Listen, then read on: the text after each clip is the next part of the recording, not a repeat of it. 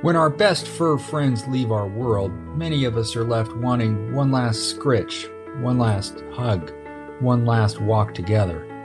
One Last Network is a space for pet guardians to honor their pets in their senior years and to cope with the days leading up to and after their passing. Here's your host, Angela Schneider, founder of One Last Network and Big White Dog Photography in Spokane, Washington.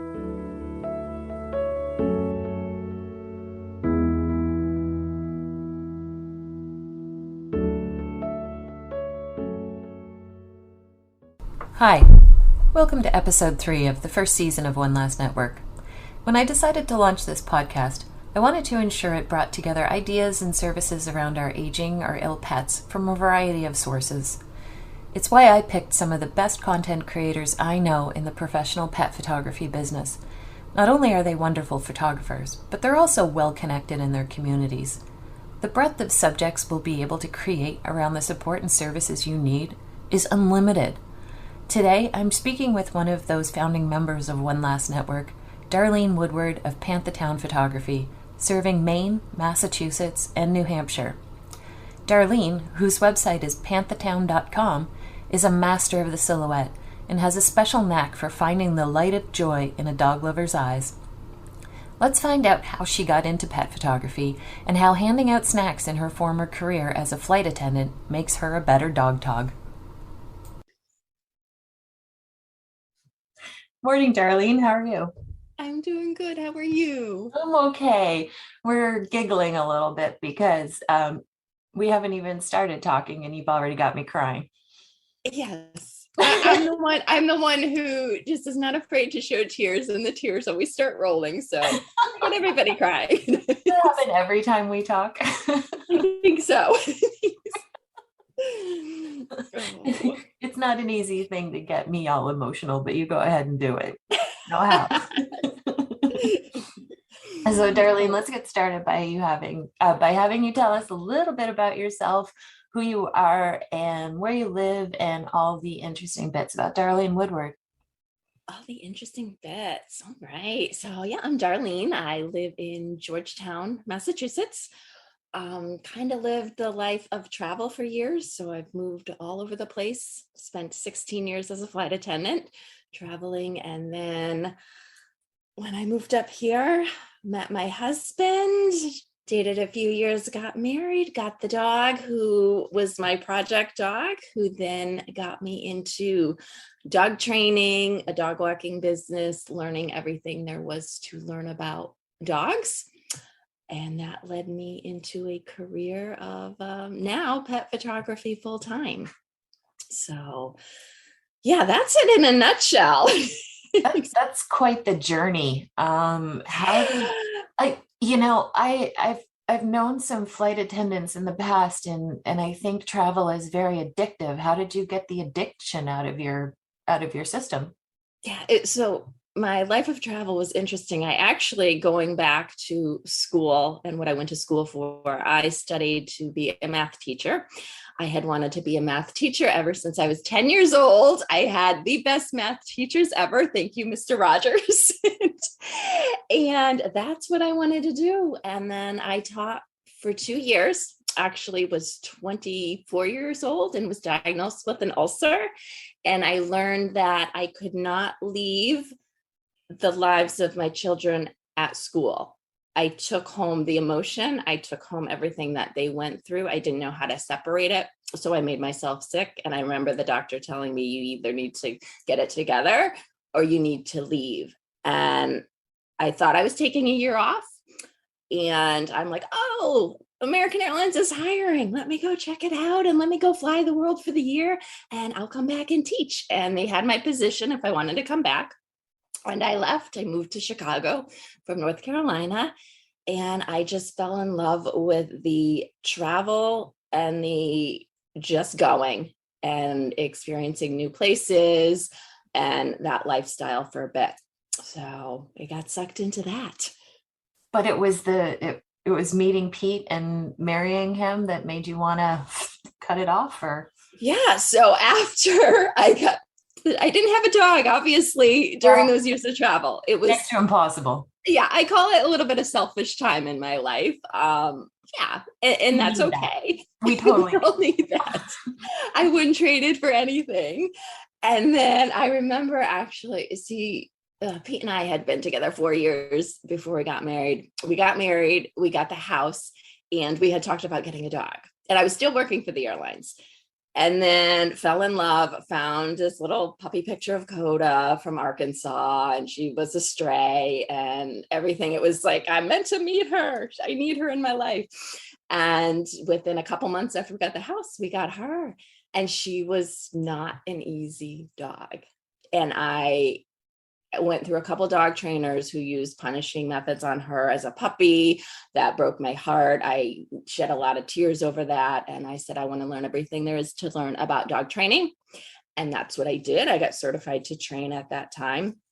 And yeah, it was just, I became a homebody. I loved spending time with her, my husband, doing road trips now. Like we'd go to Lake Placid, New York. We would go to the mountains, do the road trips. And I just loved being home. And I did not now, oh my goodness, since I've been out of the airlines, I've only hopped on a plane once. And that's been almost 8 years now. So you went 5 years without getting on a plane. yeah. I read that on your blog and I'm like, huh, wow. I mean, and I lived from, that's all I did. Like I was just constantly on, I lived on airplanes. I knew how to sleep on airplanes. I knew how to, from red eyes to early morning flights to every type of flight. Wow. That's like cold turkey stuff right there. Like completely changed. But how much fun was it to go through puppy years, even though she wasn't the perfect puppy? And oh, she was amazing. It's so fun. So much fun. And that time I was a big runner and having a husky, high energy. So our first trip that she did with us, we took her to Lake Placid. I did the Lake Placid half marathon and it was so much fun. You know, her as a little puppy and she was there and yeah, it was neat. So she did. And she actually taught me to love winter.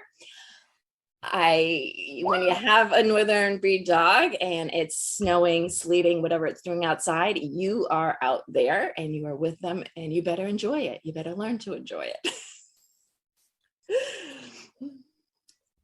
Fast forward to today, you are in the phase of appreciate every day with your dog because it could be the last, right? Yes. And you had a big moment last fall. Tell us about that day.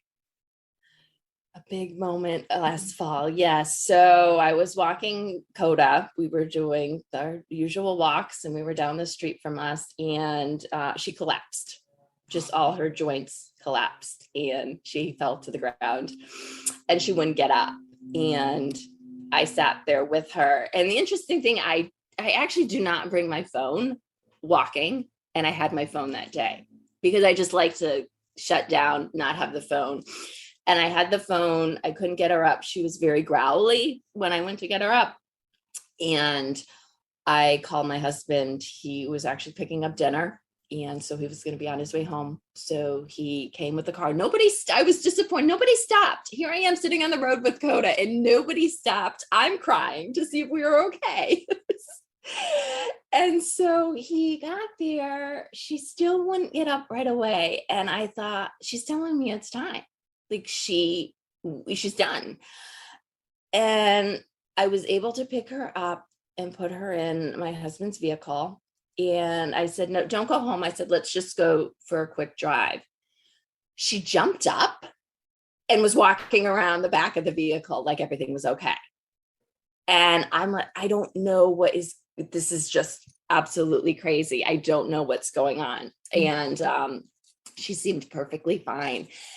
And I remember talking to my holistic vet. I called her right after. And I said, I think she's telling me it's time to go. Like, I don't know.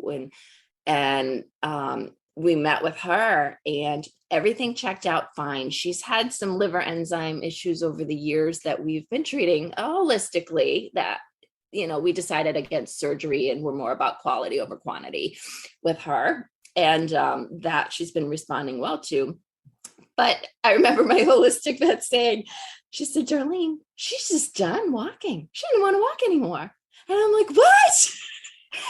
And I lost a piece of me because for 10 years, twice a day, rain, sleet, snow, whatever it was, we walked. That was our routine. That was my schedule. That was our bond that we had. And for me to think she doesn't want to walk, what do I do? Like, I felt like I was losing her. So that was just a tough time right there to go through with her, because like I feel like I lost a little piece of her. But today she's doing okay today. You know, we take it one day at a time. And we have this beautiful fenced in backyard, and she could stay out there all day, every day, and watch the deer, howl with the coyotes, watch the wildlife. And she's happy and content. And that's what it's all about, is I want to make sure that she is happy. And if it was time for her to go, yes, as hard as that's going to be, I get that, the importance of that.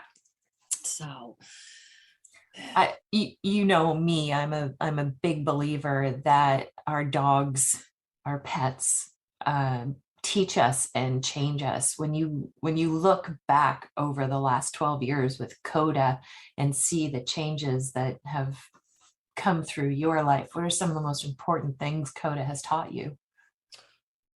Oh my goodness. Patience. Patience is always a big one. And really living every day and just being grateful for what each day has to offer. We all have our good days, we all have our bad days, and it's really just that quality and enjoying every moment that we can. And especially with her, I mean, she's our child. We didn't have children. She's our baby, and she's 11 now. So yeah, that's our firstborn only child. And as you know, challenging as she has been, we were attacked by a dog when she was younger, so she is not dog friendly. So we haven't been able to do a lot of things. Like, we don't go on vacation either because we can't leave her anywhere. She doesn't love other dogs. So a lot of those things, but I would not trade her for anything in the world. The joy that she brings us, and even watching her, even though I was the one to do 90% of the walking, she's so bonded with my husband. They're like two peas in the pod. But isn't that how it goes? No, my husband complains about Bella being more attached to me than anything. So I didn't get that. You didn't get it. No, I sure did. I goes. Oh. So the more you see Coda age and appreciate who she has been and who she is in your life, how does that translate into what you do as a pet photographer? So even now with Coda getting older, I'm more obsessed even with getting pictures of her and documenting everything, even video, even though I don't do it, just pulling my phone out and getting her howling with the coyotes during the day, just those little moments. And I just want to take it all in. Like, I don't want to think there's an end.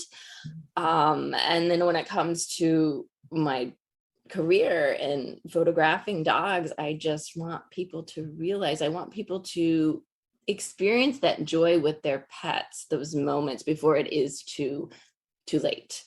Like, because we don't know when things can take a turn. The 3 years ago when Coda was diagnosed, she was never diagnosed, and we didn't know if it was liver disease, pancreatitis. They wanted to do surgery with her then with her liver enzymes, and that was not an option. She's not an easy dog, so there's not a lot of bounce back with her. So we didn't know if it was going to be a day, a month, a year. And the fact that we've had her 3 years right now is just, I'm so grateful for that. And I want the world to know that when it comes to your dog, we just don't know when things can take a turn. And do everything you can memory wise to get that and hold that. Yeah. If you were standing at a booth at an event and somebody said, why should I get photos of my dog done? What would you say? Because, and to me, relating it to me, our dogs are family. They are world. It's no different than having pictures. I don't think of children. I mean, that's family. And that bond that our pets share with us, that connection, I love capturing that. I want the moms and the dads involved in that relationship. I want that story to be told through those pictures. I want people to have that album that sits on the coffee table where they can look at and, yes, shed those tears about those moments and those memories, because they're family. And it's as simple as that. They are family, just like anyone else. And I feel like they're more so family because they don't judge us. They're always happy to see us. And we spend more time with them than I think we do any other relatives. That, yeah. One of your favorite quotes, I think, is by Anatole France, who said, "Until one has loved an animal, a part of one's soul remains unawakened." Yeah. How did Coda awaken your soul? So Coda was that. When they say soul dog, heart dog, she is that. Like, I had my dog growing up, and that was great. I was younger. I loved having the dog. I've always loved dogs. I've loved animals. But the experience that we went through together, the challenges that we went through, and that we constantly moved forward, and I never gave up on her. Like, she was a dog, a puppy who would have been euthanized, and even I just would not give up on her. I did everything for her. And in the end, with that quote, it's like that joy that she has brought me, and yeah, that completely awakened my soul. And realized that, wow, yeah, they're amazing. Do you bring her with you to sessions? And I don't mean physically, but here in your heart? Yeah. Mm-hmm. Yeah. I think physically we're bringing a Cujo. Just a little nickname of Cujo. Yeah, but she sits in my heart. Mm-hmm. It's hard to be away from them like any minute of the day. I totally get it. So tell me about your memory sessions and how maybe those have changed for you in the last little while as you face your own aging days with Coda. Has it changed any, how you approach your memory sessions? Hasn't changed much. The interesting thing is, one of my very first sessions when I started pet photography 6 years ago happened to be a memory session, happened to be they found me on the internet. And I'll never, and it's just that it's going to sit with me forever. And that one experience is really how important memory sessions are. Because I remember the woman contacted me. We scheduled the date for a Saturday. I said, if anything happens, call me if you feel like you need to do it sooner. And that's how I do the memory sessions. We'll schedule a date. If it has to be done yesterday, meaning as soon as possible, we're going to do it as soon as possible. And I remember she called me on Monday morning and she said, he's not doing good. And they scheduled, I'm gonna cry. They scheduled the euthanasia for that day. And she said, Darlene, is there any way you can come now to do the pictures? And she was about an hour away. And I said, let me just put my camera in the car. Everything's ready. And I'm going to head over. So I headed, and it was probably the coldest day ever in New England. It was January. And it was a little dog. And, I got to the house and the whole family was there. The grandparents came, like the entire family came for this. And we took some pictures outside. We took some pictures inside. We took pictures of the dog bed, the toys, like everything. And we cried and we laughed, and it was absolutely amazing. And I went home and I knew they were leaving right to the vet's office that day, which broke my heart. Now, after the fact, no matter what part of what I do, I want to share those moments and look at the pictures with people. And whether or not it takes tomorrow where you say, hey, looking at the pictures is going to help me grieve, we're going to do it then. If you need 6 months and I don't want to look at the pictures yet, we're going to do it together. We're going to sit together and we're going to talk about the memories and talk about the joy that dog brought you. So she contacted me 6 months later. She said, I'm ready. I went to her house and we looked at the pictures together and we told stories and laughed and cried, and it was beautiful. And we created pictures, like we got a beautiful, she did want a nice framed print to have up. We created a prints, an album. We created something beautiful. And that being one of my very first photo sessions ever, that to me was like, this is what I want to do. This is where my heart is. And that is what is so important for people to experience and have those memories. It's definitely a different line of work for a lot of people where, I have 13 years in marketing and I'm pretty sure I hated every day of it.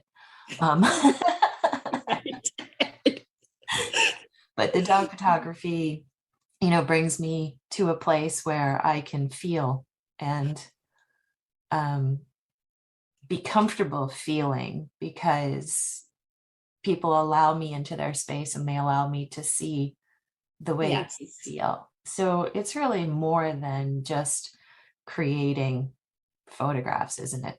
Yes. Mm-hmm. It's about sharing. And I think for other people, just to be able to share their love that they have with their pet, with someone, like non-judgmental, non-anything, just who appreciates all that they are for us, is so important when it comes. Yeah. And so how do you treat memory sessions differently than a regular session, aside from, moving them into your schedule at the last minute? So the one thing, yes, I move them in as soon as possible into my schedule. And I don't spend a lot of time with a regular session. We do a planning call. Like we're doing everything, planning from what to wear and location and everything. And that is cut really short. It's more just like a couple questions to learn a little bit about the dog, quick kind of call, get it in as soon as possible sort of thing. And get it sooner. But I still like to do things like my regular sessions, like I was saying, where I get together to look at pictures and share all that. One of my products I would call it the specialty product with the memory session is a special album that I do.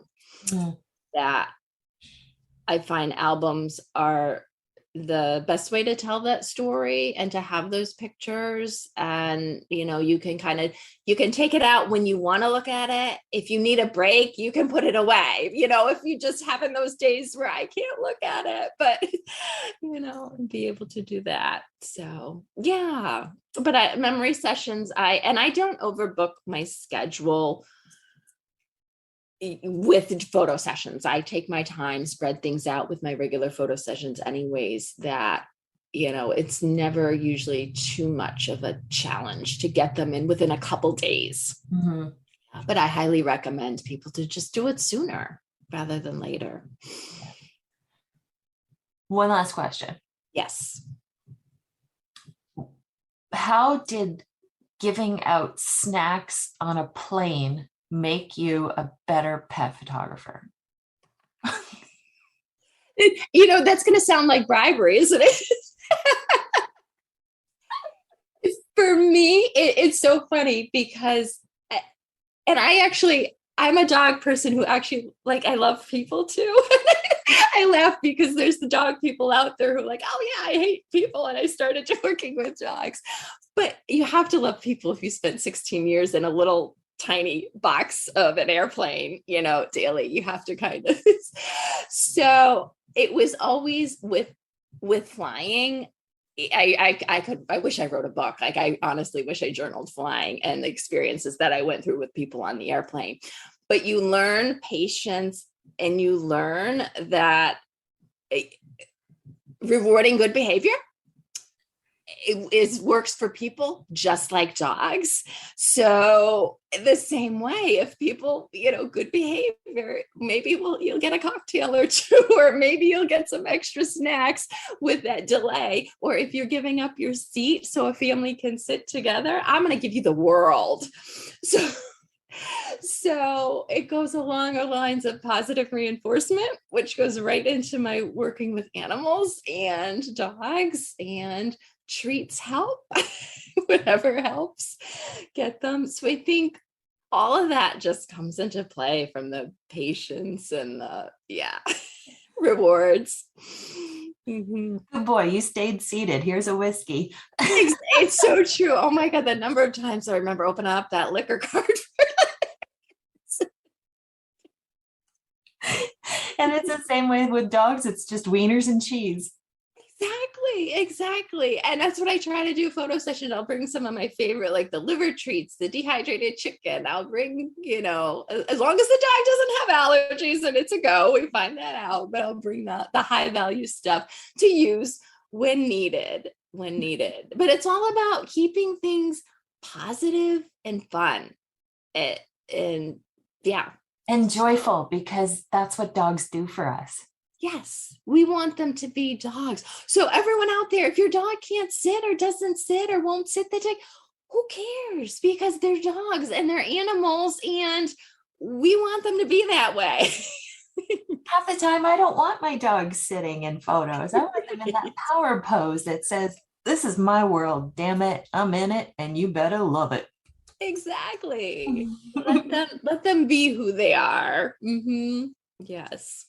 Awesome. Darlene, it's been awesome talking to you. Thank you so much. Is there anything else you'd like to tell the world? No, thank you so much. Just give your dogs the biggest hug today and take them, if they're huggers. My dog needs space, but make sure you take a little bit of time every day. Appreciate your dog, be grateful, and do those little things, and keep the joy going. Thank you, Darlene. Thank you. Since we recorded this episode, Darlene said goodbye to her soul dog. A trip to the vet revealed liver levels so high that Darlene's vet said it was time. Beautiful Coda was laid to rest on August 11th, 2022, after 11 years as the only child to Darlene and Pete.